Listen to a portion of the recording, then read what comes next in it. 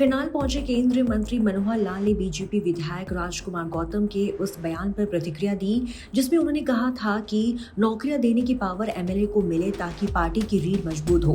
मनोहर लाल ने कहा कि दादा गौतम जो भी कहते हैं सोच समझकर कहते हैं और HKRN क्या है ये सबको मालूम है।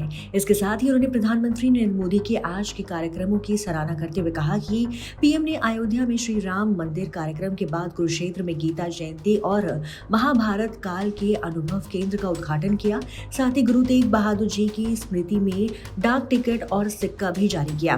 देर शाम मंत्री मनोहर लाल और सीएम नायब सैनी करनाल में एक शादी समारोह में शामिल हुई। आज पीएम हरियाणा की धरती पर आए और कई अच्छे कार्यक्रमों में उन्होंने शिरकत की। देखिए, हमारे लिए बहुत ही एक अच्छा सुअवसर आज का दिन रहा। प्रधानमंत्री जी स्वयं सीधे अयोध्या में आज श्री राम मंदिर के ऊपर जो भव्य मंदिर जो ध्वजारोहण का कार्यक्रम जो वहाँ हुआ, वहाँ से सीधे आप हरियाणा आए और हरियाणा में भी उसी प्रकार के एक धार्मिक नगरी कुरुक्षेत्र गीता नगरी में उन्होंने आकर के दो कार्यक्रमों में भागीदारी अपनी की। एक तो गीता जयंती के कार्यक्रम चल रहे हैं, उसमें उन्होंने भागीदारी की अपनी, और साथ में महाभारत का जो काल का एक अनुभव केंद्र उसका उद्घाटन किया।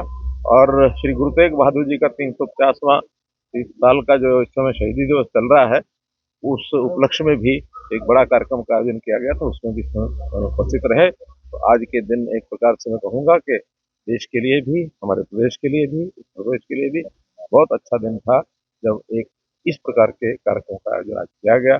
इसके लिए मैं उनका आभारी भी हूँ और हरियाणा की जनता भी बहुत उनकी आभारी। सर, दो चीजें, एक डाक टिकट और एक और भी चीजों ने सिक्का जारी किया है।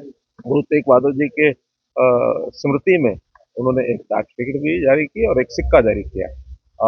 ऐसा कहा जाता है कि अगर सिख इतिहास में देखा जाए तो सबसे पहले बाबा बंदा सिंह बहादुर जी ने एक सिक्का उस समय चलाया था और अब गुरु तेग बहादुर जी के नाम से एक सिक्का चलाया गया है। एक अपने आप में बहुत अच्छा एक कार्यक्रम था और एक अच्छा अवसर, और ये स्मृतियां बनी रहे, इसलिए कार्यक्रम बनाया। एक बीजेपी के नेता ने कहा है कि HKRN में जो नौकरियां हैं वो बीजेपी के नेताओं के बच्चों को देनी चाहिए ताकि बीजेपी की जो रीढ़ की हड्डी है वो मजबूत हो। तो दादा गौतम का बयान है। चलिए, दादा गौतम जितना जो कुछ कहते हैं और कुछ ना कुछ सोच समझ के कहते हैं, और HKRN क्या है ये आपको सबको मालूम, मुझे भी मालूम।